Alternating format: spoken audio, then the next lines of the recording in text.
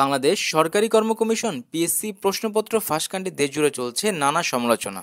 দুর্নীতিগ্রস্তদের সঙ্গে হঠাৎই যুক্ত করা হয় সঙ্গীত শিল্পী ও অভিনয় শিল্পী তাহসান খানের নাম। তাহসান খানের মা সাবেক PSC chairman doctor Zinatun Nesar ক্ষমতার অপব্যবহার করে বিসিএস এর তাহসান প্রথম হয়েছেন, এমন একটি দাবি করা হয়েছিল সেই গুজবটিতে।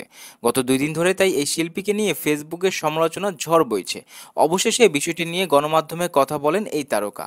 তাহসান বলেন, পুরো বিষয়টিই ভুয়া। আমি কখনোই বিসিএস পরীক্ষায় বসিনি, সুতরাং 24তম বিসিএসে পররাষ্ট্র ক্যাডারের প্রথম হওয়ার তো প্রশ্নই আসে না।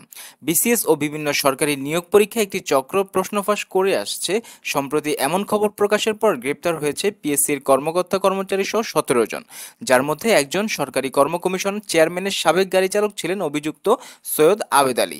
সঙ্গীত শিল্পী তাহসান খানের মা ডক্টর জিনাতুন্নেসা তাহমিদা বেগম পিএসসির চেয়ারম্যান থাকাকালীন তার গাড়ি চালকও ছিলেন তিনি। ডক্টর জিনাতুন্নেসার সময়ও হয়েছিল প্রশ্ন ফাঁসের মতো ঘটনা।